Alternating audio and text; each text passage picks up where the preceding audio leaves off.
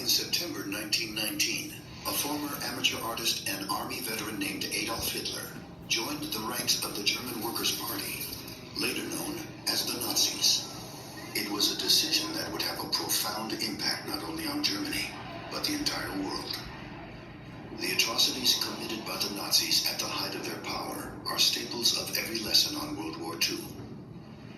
But just how did a democracy like Germany fall under the sway of a tyrant in the first place? It all goes back to Germany's loss to the Allies in World War I. German leaders were forced to sign the Treaty of Versailles, agreeing to shrink its armed forces, give up land, and pay large sums of money in reparations, weakening its already unstable economy. Many Germans felt humiliated and betrayed by their leadership, and there was growing fear that their nation would be stuck in poverty and decline. In this climate of bitterness, Hitler rose to prominence. A gifted public speaker, he captured the people's disillusionment with a series of speeches calling for a stronger, unified Germany. He insisted that one group was to blame for the nation's post-war misfortunes: the Jews. Hitler and his followers attempted a government coup in 1923, but the plan failed. Hitler was jailed for treason for 9 months, but the publicity from the failed coup made him more popular than ever. Then, in 1929, the Great Depression hit, destroying the German economy overnight and leaving millions unemployed. Hitler saw the ensuing chaos as his opportunity to seize power. He loudly criticized the ruling government and promised to return Germany to greatness. Long-suffering Germans believed they had finally found their savior. In Germany's 1932 elections, the Nazis won a majority of seats in parliament, and Hitler ran for president. Though he lost, his soaring popularity inspired President Paul von Hindenburg to appoint him chancellor, the head of the German government. As chancellor, Hitler wasted no time tightening his grip on every aspect of German life. He tripled the size of the military, violating the Treaty of Versailles. Under Hitler's orders, rival parties were banned, while paramilitary groups cracked down on protests and executed political opponents. Anti-Semitic laws prohibited Jews from working, voting, and occupying public spaces. A propaganda department produced art, films, and books praising Hitler and embracing his vision of a better Germany. After the death of President von Hindenburg in 1934, Hitler declared himself Führer and absolute dictator. With Germany under his total control, Hitler would shift his focus to global domination, setting the stage for World War II. 70 years since the liberation of the Buchenwald concentration camp near Weimar, Germany, when the horrific conditions there were exposed to the outside world in 1945. The members of the delegation hear for themselves of some of the fiendish methods of torture invented and practiced by the SS guards. 56,000 people perished at Buchenwald.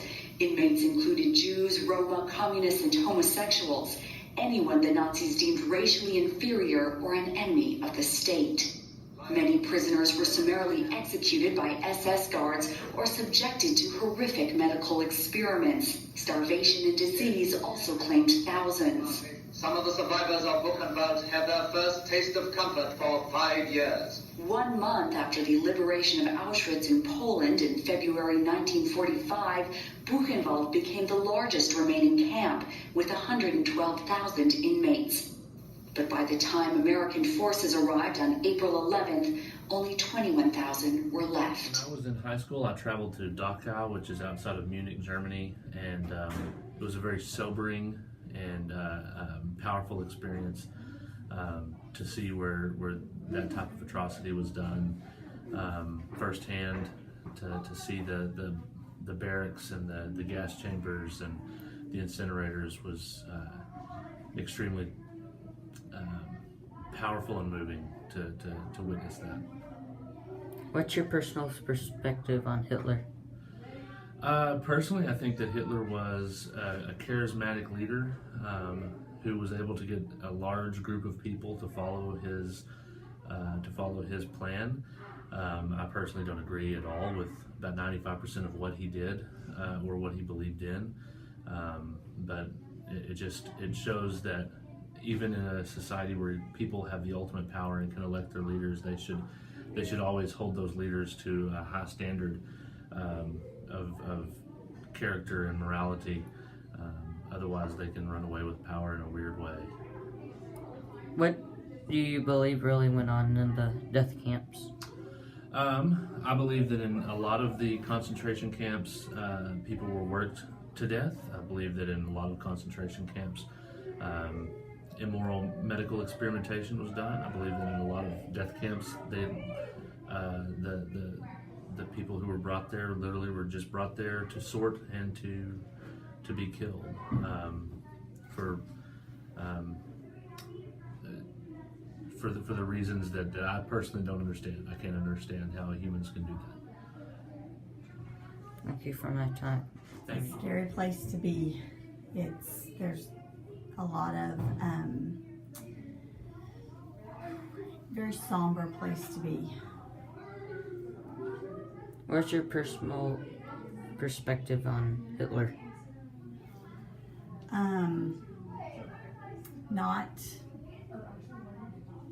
Probably had some leadership qualities that if he had used towards good, probably would have been a good leader.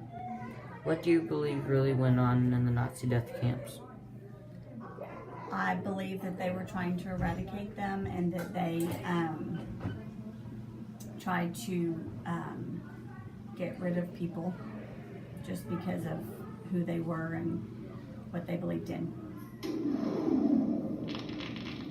Allied armed forces advanced across Europe in the war's final stages, relentlessly pursuing the retreating German army. As they did, they stumbled onto camps, often accidentally, that had been established and run by the Nazis and their local collaborators. The Soviet army, advancing from the east, liberated Nazi camps in Poland, including Majdanek and Auschwitz. The British and Canadians, advancing from the west, liberated Bergen-Belsen and camps in northern Germany. The Americans, our focus here, liberated Dachau, Buchenwald, and other camps. As their armies advanced across Europe, the Allies found thousands of people imprisoned in camps. They encountered piles of corpses and thousands of skeletal prisoners on the verge of death from malnutrition and disease. This was their first encounter with the horror of what would come to be known as the Holocaust. They began to understand that the Nazis had committed atrocities against civilians, the vast majority of them Jews, on an unimaginable scale, and that these atrocities were very different from the deaths caused by conventional warfare. A new category of crime had to be recognized to describe the intentional attempt to destroy people. This crime came to be known as genocide. The soldiers were the very first outside witnesses of the Holocaust, an unprecedented case of genocide.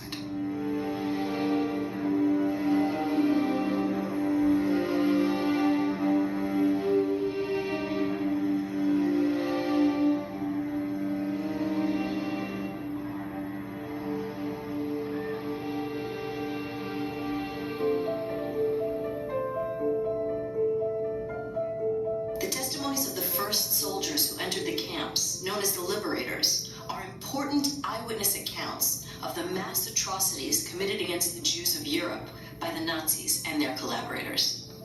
Hardened combat veterans, the American GIs were used to death. Many had been fighting for years, but they had never seen killings of civilians on the massive scale they discovered. Their first encounters with Holocaust survivors at this unique moment in time give us an essential and intensely human perspective on the difference between military war and genocide. Leon Bass was 20 years old and was among the first U.S. soldiers to arrive at Buchenwald.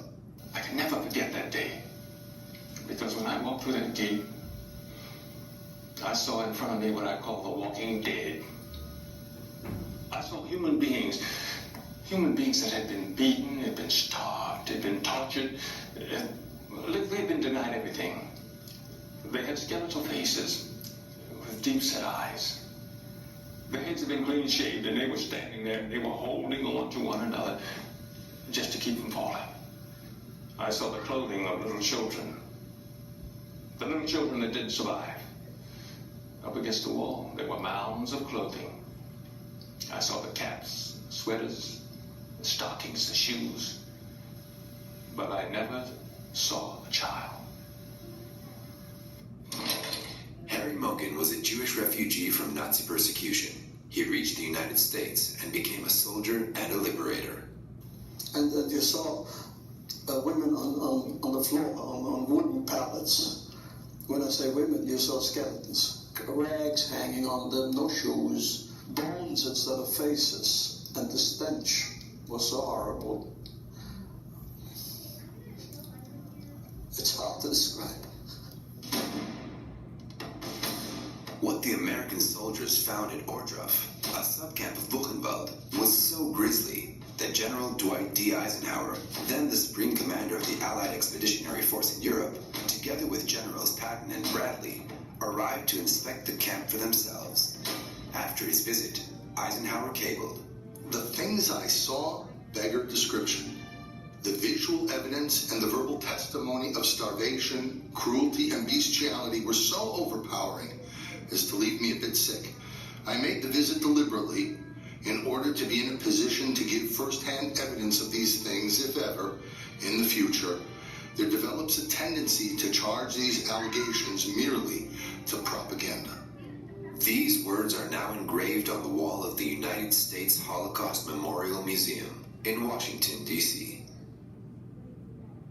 Eisenhower's eyewitness testimony reveals that what he saw at Ohrdruf left a powerful impression. Eisenhower foresaw the problem of disbelief that could fuel the denial of atrocities committed by the Nazis and their collaborators. He emphasized that he purposely witnessed these horrors so that no one would later be able to deny what he saw with his own eyes. Eisenhower was convinced that the world needed to know. He made sure that members of Congress and journalists were brought to see the camp. He had all nearby soldiers whose units were not on the front lines visit as well, writing, "We are told the American soldier does not know what he is fighting for. Now, at least, he will know what he is fighting against." U.S. Army Staff Sergeant Horace Evers was among the first Allied soldiers to enter Adolf Hitler's abandoned Munich quarters. He discovered Hitler's personal stationery.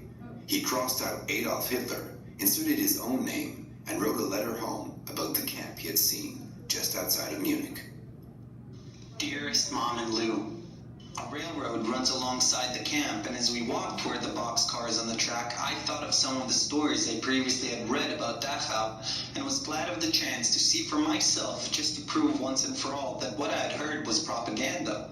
But no, it wasn't propaganda at all. If anything, some of the truth had been held back. In 2 years of combat, you can imagine I've seen a lot of death. Furious deaths, mostly. But nothing has ever stirred me as much as this. The first boxcar I came to had about 30 what were once humans in it. Bodies on top of each other. No telling how many. And then into the camp itself. Filthy barracks. How can people do things like that? I never believed they could. Until now. As American troops approached Dachau, they saw ghastly evidence of recent mass prisoner executions. Anger led some to shoot SS guards still at the camp. But Dachau not only fueled their rage, it also aroused their compassion.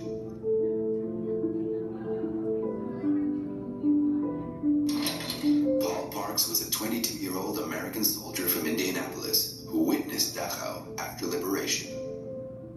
These people came out of these barracks-like buildings, their striped uniforms on, and just in devastated shape. One of the fellas came out who spoke English, and he said, "Are you Americans?" And I said, "Yes." He said, "Thank God," and he hit the ground and started to pray.